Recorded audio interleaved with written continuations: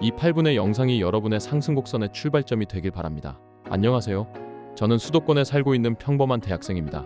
저는 초등학교 때는 공부를 열심히 했었지만 중학교 시절 처참한 성적을 받았었고, 이대로는 안 되겠다. 이제 진짜 공부를 시작해야겠다. 그렇게 중3부터 공부를 다시 시작했습니다.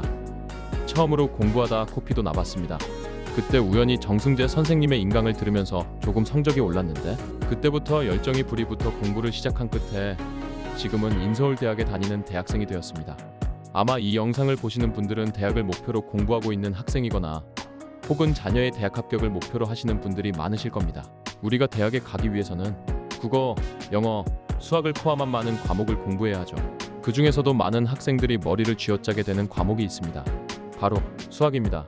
문제를 바라만 봐도 어렵고 막막하죠. 어디서부터 손을 대야 할지도 모르겠고요. 저도 수학 덕분에 머리가 지끈거린 게 한두 번이 아니거든요. 그런데 학교마다 꼭 있다는 우리 반 맨 앞자리에 앉아있는 그 이상한 녀석은 항상 수학을 잘하지 않던가요? 아니, 나랑 공부 시간도 비슷한 것 같은데 왜 저 친구만 잘할까요? 비결이 뭘까요? 재능일까요? 우리는 보통 이렇게 생각합니다.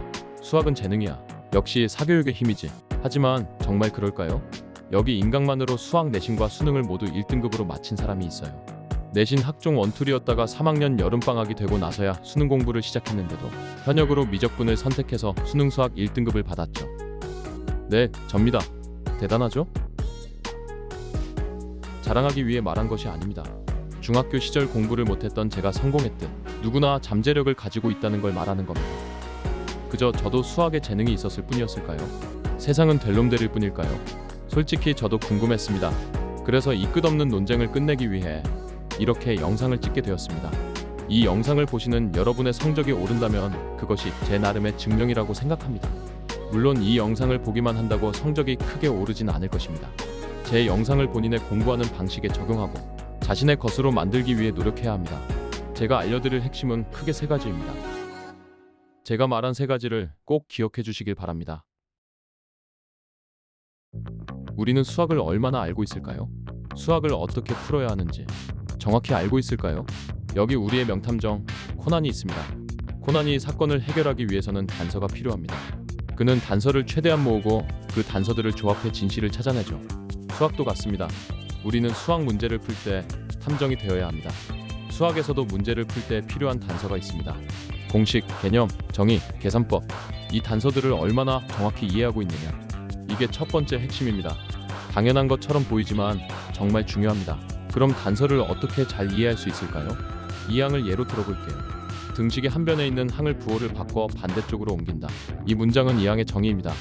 단지 개념의 정의를 말할 줄 아는 것만으로는 부족합니다.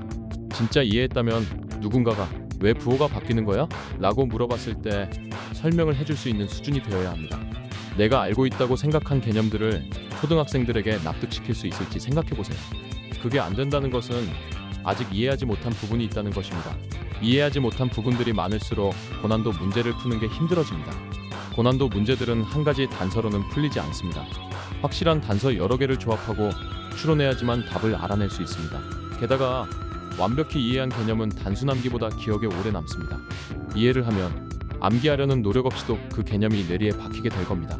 처음엔 어렵고 생소한 개념도 결국 상식처럼 느껴질 거예요. 내가 이해한 개념이 늘어날수록 수학 실력은 눈에 띄게 오를 것입니다. 자, 단서를 모았으니 이제 추리를 해야 합니다. 그런데 막상 문제를 보면 무슨 개념을 써야 하지? 이 개념을 어떻게 적용하지? 어쩌라는 건지 모를 때가 있습니다. 여기서 많은 학생들이 답지를 봅니다. 근데 여러분, 수학이라는 과목은 답이 중요한 게 아닙니다. 무슨 소리냐고요? 예를 들어서 만약 코난이 범인이 누구인지 다 알고 있었다면 어떨까요? 코난은 범인이 누군지 추리할 필요가 없어지겠죠? 우리가 답지를 보는 순간 우리는 스스로 생각하는 것을 멈춥니다. 그래서 성적이 오르지 않는 거예요. 수학은 우리가 코난처럼 문제를 풀어내기를, 궁금증을 가지고 문제를 탐구하길 바라는 겁니다. 코난은 아무리 어려움이 닥쳐도 결국 단서를 이용해서 사건을 해결하죠. 문제 해결력이라고 하죠. 수학은 문제 해결력이 필요한 과목입니다. 이 문제 해결력은 어느 분야에서나 중요한 능력입니다. 모든 과목 중에서 가장 문제 해결력과 가까운 과목이 수학이에요. 저는 이게 학교에서 수학을 가르쳐야만 하는 이유라고 생각합니다. 수학이 필요하지 않은 진로를 생각하고 있더라도 문제 해결력은 필요하거든요. 여기까지 공감하셨다면 이제 실행의 단계입니다. 제가 사용했던 방법을 하나 제시할게요. 전 고등학교 시절 정승재 선생님의 인강을 들어서 생선님의 영향을 많이 받았어요. 아마 담금질 문제집을 가지고 계시다면 이미 알고 계실 겁니다. 이 방법이 무조건 옳다라기보단 이 방법의 핵심이 무엇인지 아는 것이 더 중요합니다. 우선 문제집을 하나 정합니다. 문제집의 종류는 크게 중요하지 않습니다. 그리고 문제집 옆에 연습장을 하나 준비할 거예요. 문제는 항상 연습장에 풀고 문제집에는 맞았는지 틀렸는지만 체크합니다. 우선 제가 풀었던 문제집인 센을 예시로 들어볼게요. 센은 A단계, B단계, C단계로 나뉩니다. A단계는 개념 이해가 목적입니다. 개념을 설명할 수 있을 것 같다 라는 생각이 들 때 A단계를 풀면서 제대로 이해하고 있는 게 맞는지 확인합니다. 답지를 봐도 좋아요. B단계부터는 제대로 문제를 풀어야 합니다. 여기서부터 분명 막히는 문제가 나타나겠죠? 꽤 생각해 본 것 같은데 문제가 안 풀린다. 그러면 별표를 해둡니다. 그리고 다음 문제로 넘어가면 됩니다. 별표를 친 문제는 다른 문제들을 다 풀고 나서 다시 풉니다. 그래도 안 풀리면 또 별표. 도저히 못 풀겠어서 별표가 3에서 5개 쌓였으면 그때 답지를 읽어보는 거예요. 이때 답지를 보고 문제를 이해했어도 답을 적지 마세요. 이 문제는 미제 사건으로 남겨두는 겁니다. 그렇게 쌓인 미제 사건들은 나중에 고난도 문제와 함께 다시 도전하는 겁니다. 이게 모든 내용 중에 가장 중요한 핵심입니다. 계속해서 생각하는 것. 한 문제를 하루를 풀더라도 스스로 풀어내려고 시도하는 자세. 그 자세가 우리를 1등급으로 이끌 것입니다. 그래서 문제집의 개수는 일반고 기준 2개만 있어도 충분하다고 생각합니다.